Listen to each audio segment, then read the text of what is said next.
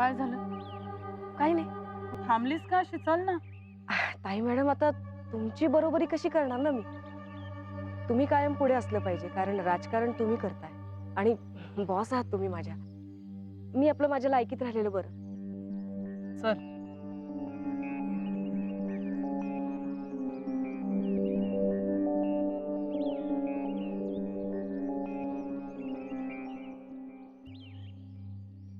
ताई madam, congrats. समर sir आमदार झालेत, पुढे मुख्यमंत्री होतील. नरसू तुला काल फोन करत होता. हो, ते माझा फोन सायलेंट वर होता. मी सुद्धा कॉल केला होता.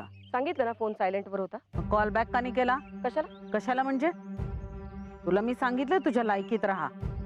हेच तर करते ना मी मॅडम. एवढं सुद्धा कळू नये का तुम्हाला? रागिणी, कोणाशी बोलतेस याचं भान ठेव.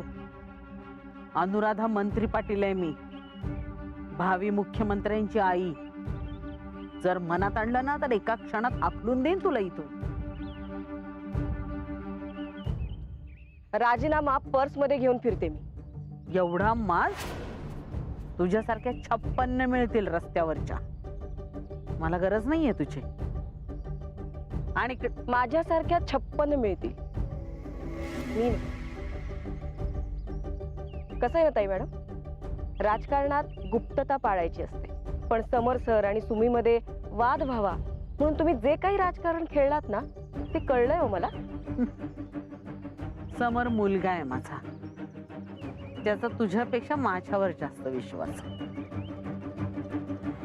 ऑफकोर्स ऑफकोर्स, तो असणारच. पण शिंदेंना गप्प करायला तुम्ही त्यांचे काय काय हाल केलेत हे गुपित पण मला कळलंय. त्यांच्यावर काय डॉक्टरी उपाय केलेत याचे पुरावे आहेत माझ्याकडे. Kidnapping, torturing, attempt to murder, destroying evidences, याकरता कमीत कमी 7-8 वर्षाची शिक्षा तर नक्कीच होईल ना. घ्या, राजीनामा घ्या. अरे, काय झालं ताई मॅडम? माझा राजीनामा नकोय तुम्हाला?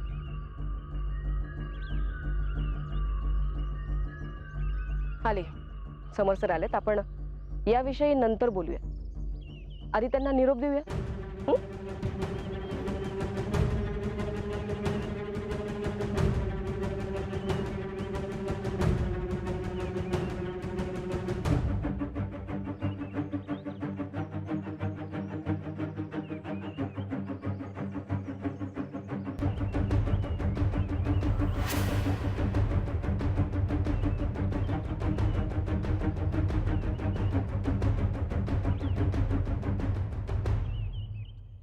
मम्मा, आम्ही जाऊन येतो. चल सुमे, येतो. हा, मी बी कारखान्यावर जाते. बबनराव, मलाही सोडाल ना कारखान्यावर? हा.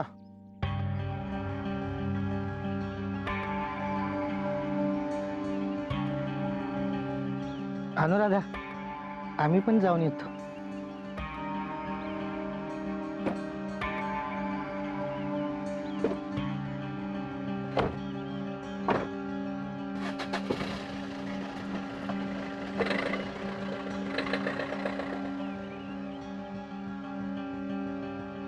रागिनी, मी बी कारखान्यावर जाते. हो हो.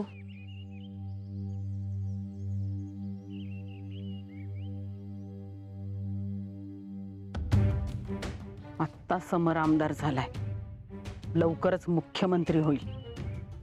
जर तुझ्या कामात काही चूक केलीस तर याद राख. जा.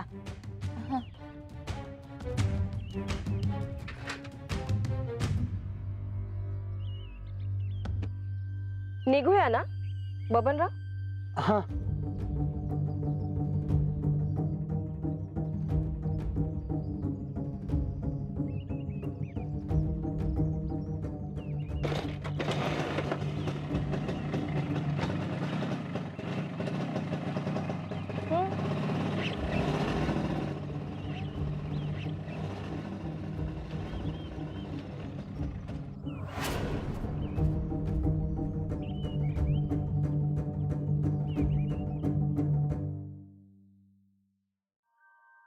आव, उठा. समोर आमदार झालाय आता, उठा उठा. नाही, कारखान्यावर एखादी चपराशा बिपराशाचं काम मिळतंय का बघा. आता तीच लायकी राहिली आहे तुमची. उठा. हाय का, उठा की. हे चेअरमन पदाची स्वप्न बिप्न बघायला लागलाय का काय? उठा की. ताई मॅडमची हमाली करायचा टाइम झालाय तुमचा. नरसो, घ्या. नरसो, आल्या बघा. ताई मॅडम हमालीला बोलवायला लागल्या त्या. उठा. नरसो.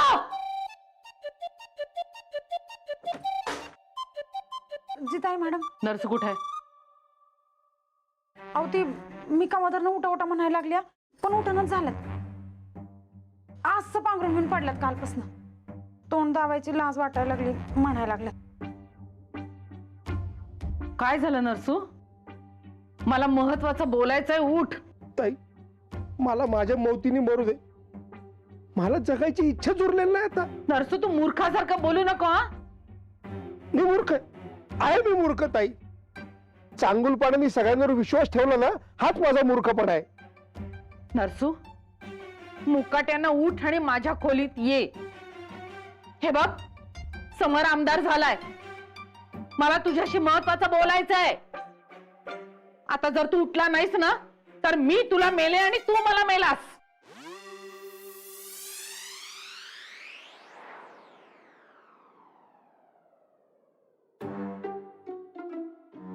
गेली का? गेल्या. आता तुम्ही बी जा. तूच म्हणालीस ना की हमाली करायची नाही म्हणून. मी असं काय बी म्हणले नाही बरं का. आता उठा आणि काय म्हणतात ते बघा, जावा. आणि तसं बी ताई मॅडम मेला ना, तर तुम्हाला कोण काळं कुत्र बी विचारणार नाही. आणि आता 1500 हात मारायला मिळतो, तो बी मिळायचं नाही. उठा आणि जावा आता. असं सरळ सांग ना मग.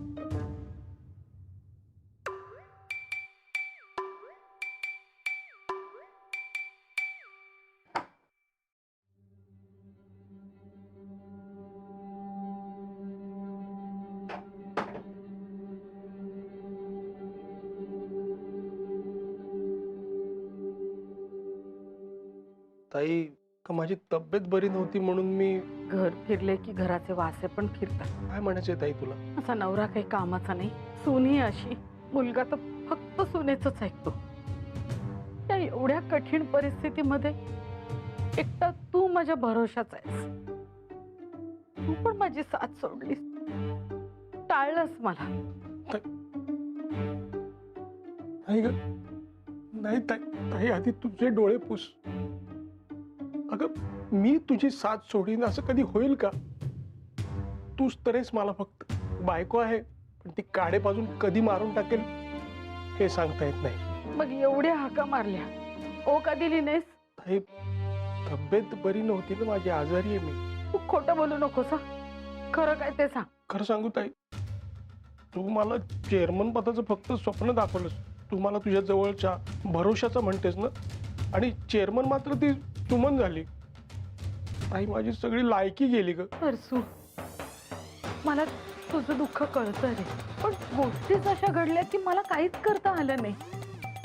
पण तुला सांगू, हे चेअरमन पद आहे ना, हे गल्लीतलं आहे रे.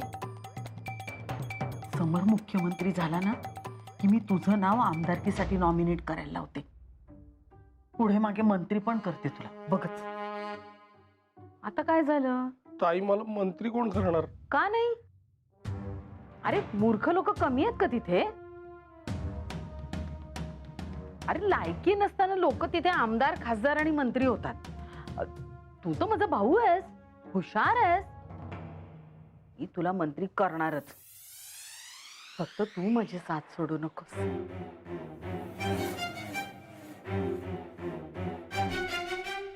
वा नरसू, वा. काय राजकारण खेळलायस तू. डायरेक्ट मंत्रीपद पदरात पाडून घेतलंस. काय झालं?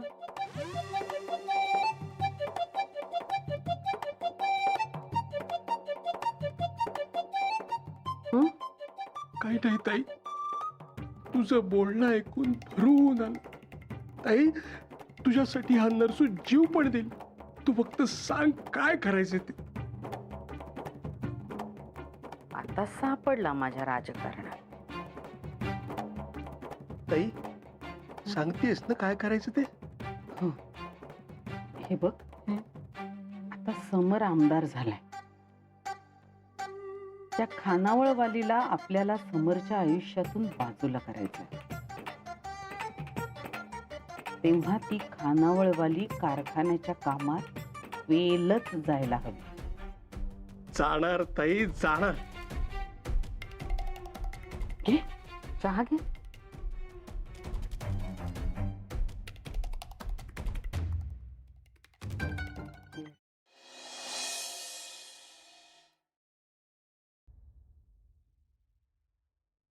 डोक्याला असा हात लावून बसू नये म्हणतात.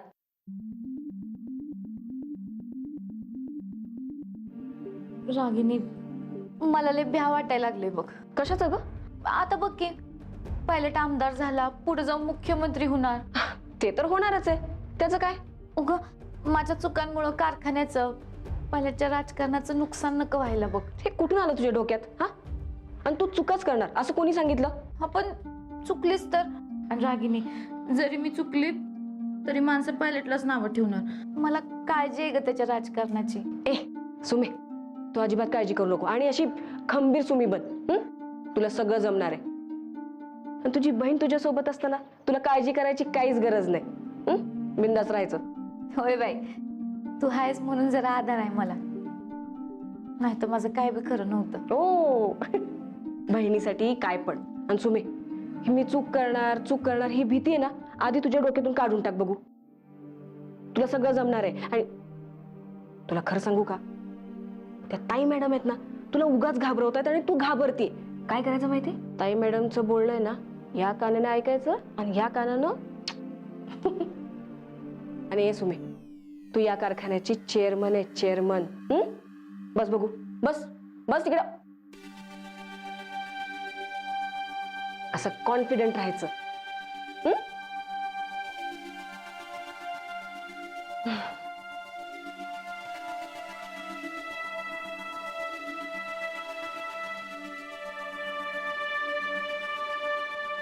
सासूबाई, सुमन, ताई मॅडम आल्यात. उभं कोण राहणार? सासूबाई बसा की.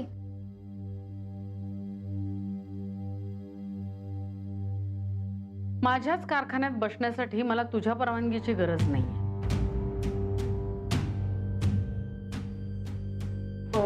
घेऊन आलोय बघा सगळेच.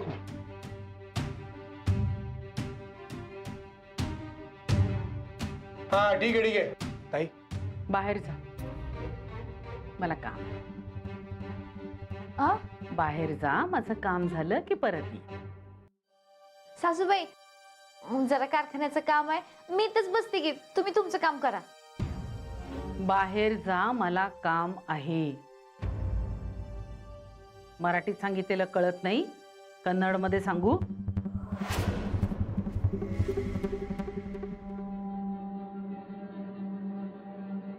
सासूबाई, मी चेअरमन आहे कारखान्याची.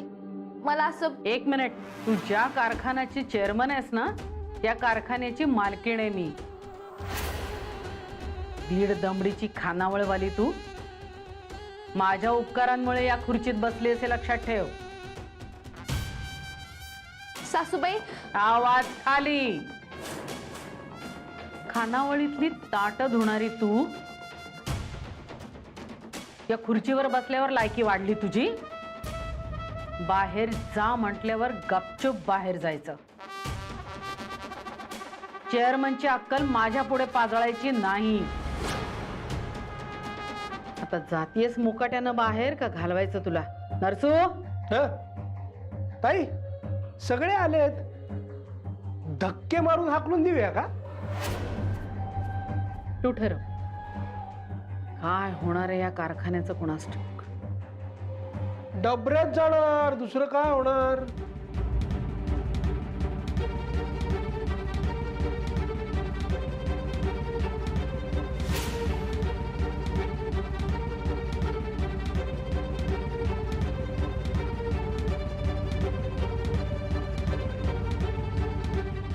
तू थांब.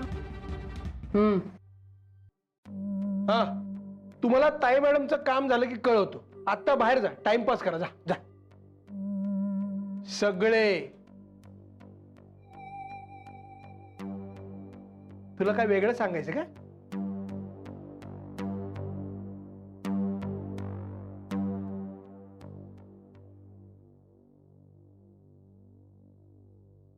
का करतेस असं? काय ताई मॅडम? हे बघ, आपण पूर्वीचं सगळं विसरून जाऊया. हो ना, आपण सगळे एका पार्टीतले आहोत. आणि माझी एखादी गोष्ट तुला आवडली नाही म्हणून तू मलाच धमकी देणार का? हिम्मत कशी होते ग तुझी? ताई मॅडम, अहो अहो माझी लायकी नाही हो तुमच्या पुढं. पण मी नाही नाही म्हणताना तुम्ही चुकीचं पाऊल उचललं आणि तोंडावर पडलात. तुझी ही हिंमत? नसो. ओके,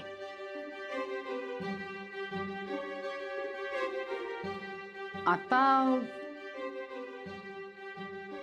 आपण पूर्वीचं सगळं विसरून जाऊया, नव्याने सुरुवात करूया. हं? त्या खानावळवालीला अडकवायला मला तुझी मदत पाहिजे. या बदल्यात मला काय मिळणार? किती पैसे पाहिजे?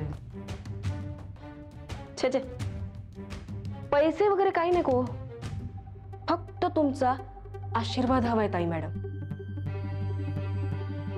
सुमी अडकल्यावर हे चेअरमन पद रिकामं होईल. तुमचा आशीर्वाद असेल तर सगळंच शक्य होतं. मला कारखान्याची चेअरमन करू शकता तुम्ही.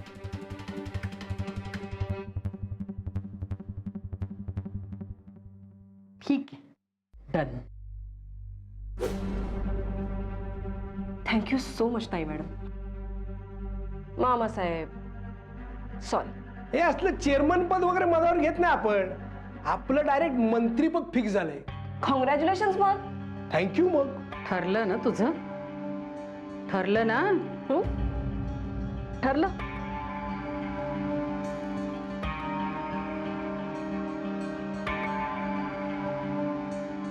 इथून पुढे जर मला धमकी द्यायचा प्रयत्न केलास तर याद राख, मग तुम्ही इथून पुढे मला काहीही न विचारता काही ठरवलं तर बघा, म्हणजे आपण लूप मध्ये राहूया ना, कॉन्टॅक्ट मध्ये. ती खानावळवाली अडकली गेली पाहिजे. आलं लक्षात? अडकणार, नक्की अडकणार. डोंट वरी ताई मॅडम.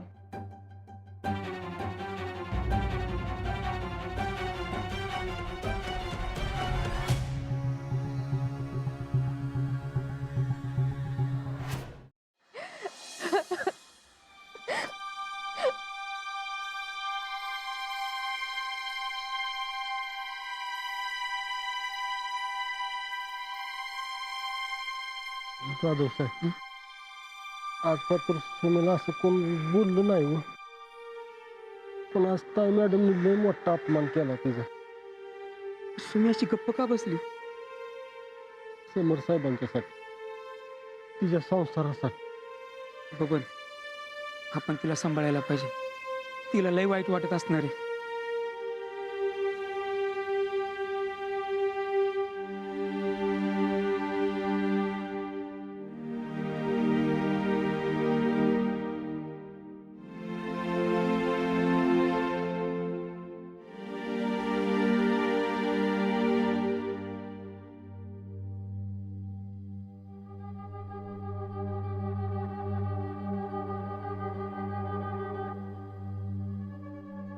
सुमे, रागिनी, अगं काय झालं? काही नाही ग. मी तुला मदत करते ना म्हणून ताई मॅडम मला खूप बोलल्या. माझ्या मेलेल्या आई वडिलांचा उद्धार केला ग त्यांनी. तुला जितकं बोलल्या नाहीत ना तितकं मला घालून पाडून बोलले कैक पटीनं. ऐकताना असं वाटत होतं की कोणीतरी गरम शिशाचा रस होतोय कानात. माझ्यावरचा राग तुझ्यावर काढायचा काही संबंध नव्हता. अगं माझ्या सासूबाई म्हणून आदरापोटी मी ऐकून घेईन. पण माझ्या बहिणीचा आणि कारखान्यातल्या कामगारांचा अपमान मी सहन करून घेणार नाही. चेअरमन म्हणून तुम्हा सगळ्यांच्या बाजूने उभं राहणं माझं कर्तव्य आहे. चल मी जा विचारते त्यासनी. चल. अगं नको नको, आता ना ताई मॅडम आता खूप भडकल्यात, त्यांना काही विचारू बोलू नकोस. नको रागिनी, मी नाही घाबरत कुणाला. माझ्यासाठी तुला असं बोलायला नव्हतं पाहिजे सासूबाईंनी. अगं त्यात काय एवढं, मी माझ्या लाडक्या बहिणीसाठी एवढं तर सहन करूच शकते ग.